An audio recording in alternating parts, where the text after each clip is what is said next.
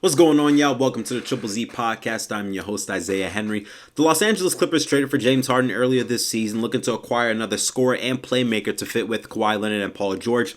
But once this trade was made, a couple of concerns started to arise for the Los Angeles Clippers. One being, how do you manage the personnel of four future Hall of Famers? Kawhi Leonard, a two-time champion, two-time Finals MVP. Russell Westbrook is the all-time leader in triple-doubles. He's an MVP. James Harden, another MVP as well. And Paul George, a multiple-time All-Star, All-NBA, and All-Defensive player. He's been a Finals for MVP as well. So how do you manage to fit all these great players on one team? And for the Clippers, while James Harden is a great playmaker, which is something the Clippers have been missing for the past several years from the point guard position, he also is another great scorer for the Clippers that works well for the Clippers, and I thought could have been bad for the Clippers as well, because most of his scoring is due to isolation, and that's something the Clippers are known for, going to isolation between Kawhi Leonard and Paul George. So the matter of adding another player like James Harden, whose game is mostly isolation, how do you manage to fit that well in the rotation for the Clippers? And at the start of the James Harden era in LA, it was a complete disaster. They started off 0-6. James Harden wasn't in the best shape. He didn't participate in the 76ers training camps or preseason games, so that had him at a disadvantage.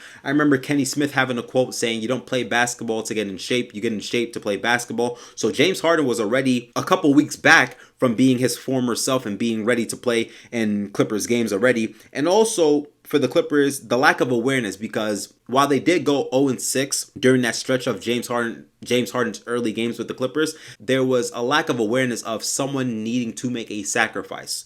Whether it was Kawhi Leonard, Paul George, James Harden, Russell Westbrook, someone needed to make a sacrifice in order to help the Clippers benefit in the near future. And who other than Russell Westbrook, who I consider to be the leader of the Clippers, pitching to Tyronn Lue, "Hey, let me come off the bench, let me work with the second unit, and let the first unit find some proper balance so they can get themselves going." Russell Westbrook for the season, coming off the bench, is averaging 11 points, 6 rebounds, 4 assists, 47% from the field, not shooting too great from the three-point line, only 27%, but he's doing it in other ways, whether it's rebound the basketball, getting in transition, being a spark off the bench that can really help the Clippers find ways to win basketball games. I think he's been a great leader on and off the court, whether that's getting the entire Clippers roster iPhone 15s, having Kawhi Leonard dance on IG, whether it's being a mentor to Terrence Mann and Bones Highland, who's found himself out of the rotation. Russell Westbrook has been a great leader for this Clipper organization. That's something they've been missing, a leader, someone to hold people accountable, whether it's Paul George, Kawhi Leonard, hold anybody accountable. Russell Westbrook is that guy. And once Russell Westbrook made that sacrifice to the bench, the Clippers have been able to benefit tremendously. They're top 7 in offensive rating, and they're top 12 in defensive rating, and that's something you expect from this Clipper roster, especially with Kawhi Leonard, Paul George, two great defenders, but also two great scorers at their position. James Harden is another great playmaker and a great scorer as well. You have Russell Westbrook coming off the bench, giving you great energy. You have Zubac giving you a double-double on most nights. You have Norman Powell, who's scoring the ball efficiently. So the Clippers are starting to find ways to build their chemistry, which is much needed for them. In the last 24 games, the Clippers are 19-5. They even went on a 9-game winning streak, which was later on broken by the OKC Thunder, another great team in the Western Conference. But for the fact that the Clippers are finding ways to win basketball games, go on consistent winning streaks, whether they're close or even in a blowout game, that's showing that the Clippers are having much upside to this James Harden trade.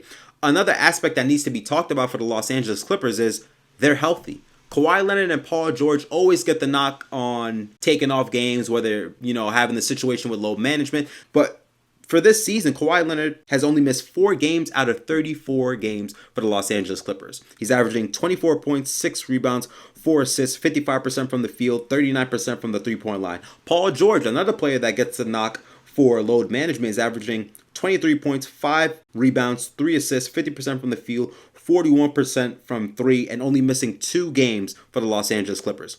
Are starting to have things go their way. They're starting to win basketball games. They're starting to have their players healthy and be on the basketball court consistently. And I think we definitely have to give credit to Tyronn Lue for finding a way to manage, like I said, having 4 great players on your roster. It's not easy, but Tyronn Lue has been through a situation where he's coached LeBron and Kyrie Irving, 2 phenomenal players for the Cavaliers, and finding ways to help them overcome all this notion about having too many egos and all that type of nonsense, and having it lead to winning and leading to a championship. So Tyronn Lue is the perfect guy to manage this roster with so many great players. But even with the Clippers going on a 29-game winning streak, going 19-5 in the last 24 games, being one of the best teams in the Western Conference at the 4th seed. A question that's going to be brought up is, can this translate to the playoffs? The Clippers are not known for their playoff success.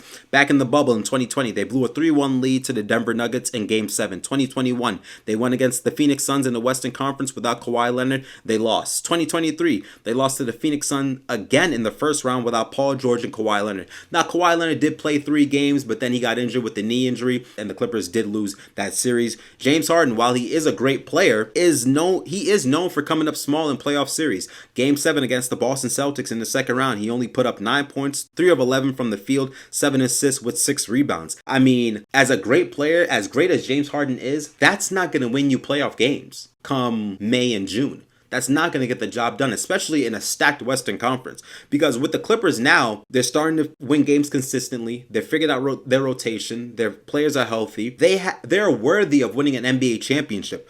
But for them to be in a packed Western Conference, they have to figure a way to have regular season success translate into the playoffs. And I think for the Clippers, the time is now to win an NBA championship. Because ever since Kawhi Leonard has got there, everybody had the mindset, oh, the Clippers are definitely gonna, create a dynasty. They're gonna win multiple championships. But that hasn't been the case because they haven't been successful in the playoffs due to players being injured or just blowing, like I said, a 3-1 lead to the Denver Nuggets. But for the Clippers, the time is now because you have everyone healthy. You're starting to win basketball games. You have a great coach in Tyronn Lue who has championship experience. Kawhi Leonard is playing great. Paul George is playing great. Westbrook is being a great leader, something that's needed for this Los Angeles Clippers roster. So the Clippers definitely have all the key pieces to go on a deep playoff run and hopefully to the finals and hopefully win the NBA championship come late June.